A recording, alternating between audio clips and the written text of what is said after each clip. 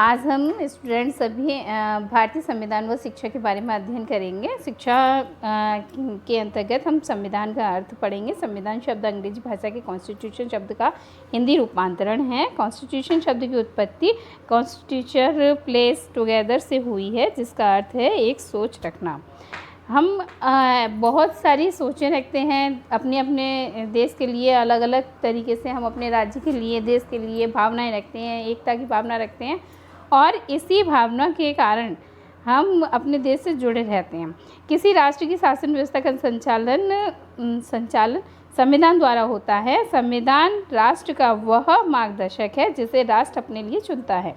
यह एक ऐसा राष्ट्रीय दस्तावेज है जिसमें राष्ट्रीय उद्देश्य के संकेत मिलते हैं, अर्थात किस प्रकार से राज्य होगा तथा किस प्रकार के से केंद्रीय तथा राज्य सरकार इन आदर्शों, मूल्यों तथा उद्देश्यों की प्राप्ति के लिए कार्य करेगी। इसमें विधान पालिका, कार्यपालिका तथा न्यायपालिका, जो कि राज्य के 3 अंग होते हैं तथा उनके अधिकार क्षेत्र का विवरण रहता है। राज्य के निवासियों के अधिकार होते हैं, मूल अधिकार होते हैं, तो कुछ मूल कर्तव्य भी माने गए हैं। जैसे 6 मूल अधिकार हैं तो 11 मूल कर्तव्य भी हैं, इनका भी उल्लेख है। अतः किसी भी देश का संविधान उस देश की सर्वोच्च निधि होता है। इसके ऊपर न तो कोई शक्ति होती है और न सत्ता। सरकार संविधान से ही अपनी शक्तियाँ प्राप्त करती है तथा संविधान की मर्यादाओं में रहकर ही अपने कर्तव्यों और दायित्वों का निर्वहन करती है, पालन करती है। किसी राज्य को शासित करने वाले सिद्धांत संविधान की परिधि में आते हैं। भारतीय संविधान का इतिहास। जब भारत अंग्रेज़ों के अधीन था तो उस समय अंग्रेज़ों द्वारा बनाए गए नियम ही लागू होते थे। उनका ही संविधान था, उनका ही आदेश था, उनका ही निर्देश चलता था। जब भारत 15 अगस्त 1947 को आज़ाद हुआ तो भारतीय जनमानस को अपने स्वयं के संविधान की आवश्यकता हुई, जिसके लिए एक समिति का गठन किया गया, जिसके अध्यक्ष डॉक्टर भीमराव अंबेडकर थे। इस समिति में कुल 7 सदस्य थे। संविधान सभा की प्रारूप समिति का गठन 29 अगस्त 1947 को किया गया। संविधान के स्थायी सभापति डॉक्टर राजेंद्र प्रसाद थे। संविधान सभा ने समाज के स्वरूप, समाज को प्राप्त करने की तर्कसंगत विधियाँ,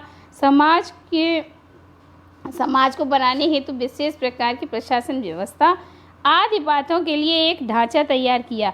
इस प्रकार संविधान ने भारतीयों की स्वायत्तता की भावना का प्रतिनिधित्व किया।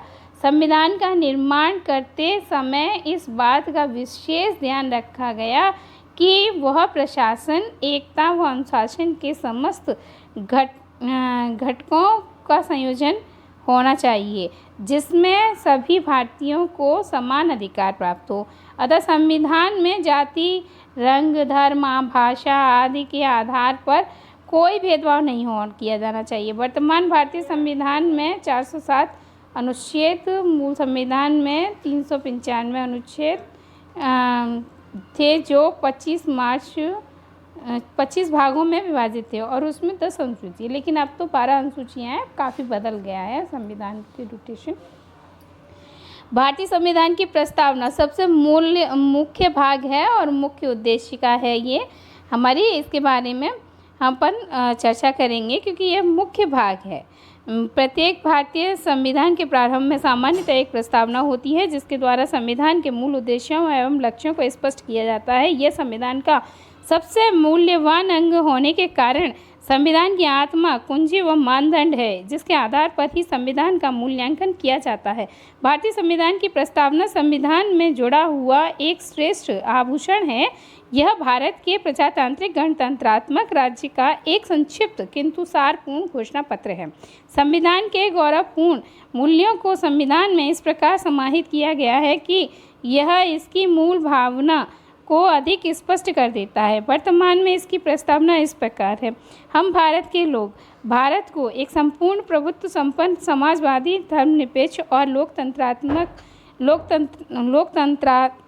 लोकतांत्रिक गणराज्य बनाने के लिए तथा उसके समस्त नागरिकों को सामाजिक, आर्थिक और राजनीतिक न्याय दिलाने के लिए तथा विचार, अभिव्यक्ति, विश्वास, धर्म एवं उपासना की स्वतंत्रता, प्रतिष्ठा और अवसर की समानता प्राप्त कराने के लिए तथा उन सब में व्यक्ति की गरिमा तथा अपनी इस संविधान सभा में आज दिनांक 26 नवंबर 1949 में को एतत् द्वारा इस संविधान को अंगीकृत अधिनियमित तथा आत्मअर्पित किया जाता है आत्मार्पित किया गया है। लेकिन संविधान की प्रस्तावना में यह स्पष्ट किया गया है कि यह भारत को प्रभुत्व संपन्न, समाजवादी, पंथनिरपेक्ष, न्याय, विचारों, अभिव्यक्ति, विश्वास, आस्था तथा प्रजा की स्वतंत्रता, स्थितियों व अवसरों की समानता, भाईचारे की ऐसी भावना का विकास करना चाहता है जो व्यक्ति के सम्मान तथा राष्ट्र की एकता व अखंडता की रक्षा के प्रति आश्वस्त करे। संविधान में 12 से 32 तक नागरिकों के मूल अधिकार हैं, ठीक है, तथा उनको स्पष्ट भी किया गया है। समाजवादी एवं धर्मनिरपेक्ष शब्द संविधान में 42वें संविधान संशोधन से जोड़े गए। समाजवादी शब्द से तात्पर्य है कि शासन सभी भारतीय नागरिकों के उत्तम जीवन के लिए समाजवादी नीति को अपनाएं। धर्मनिरपेक्षता को जोड़ने का तात्पर्य यह है कि राज्य किसी भी धर्म को प्राथमिकता नहीं प्रदान करेगा। प्रजातांत्रिक सरकार का अर्थ है कि शासन व्यवस्था जनता द्वारा चुने गए व्यक्तियों के द्वारा चलाया जाएगा। गणराज्य से तात्पर्य है कि सर्वोच्च सत्ता तथा और शक्ति उस व्यक्ति में सन्निहित होगी जो जनता के द्वारा प्रत्यक्ष चुना गया हो। नागरिकों को प्रत्येक स्तर पर स्वतंत्रता और समानता के अवसर दिए जाएंगे। संविधान की प्रस्तावना एक दृष्टि में देखिए, ये चार्ट है, इसमें प्रभुत्व संपन्न, समाजवादी, धर्मनिरपेक्ष, प्रजातांत्रिक, गणराज्य है। एक तरफ न्याय, स्वतंत्रता, समानता, भाईचारा, ये सब है। राज्य की प्रकृति भी है, भारत के लोग हैं। संविधान के स्रोत जो है वो प्रस्तावना से लिया गया है। यही इस वीडियो को ज़्यादा से ज़्यादा लाइक शेयर करें।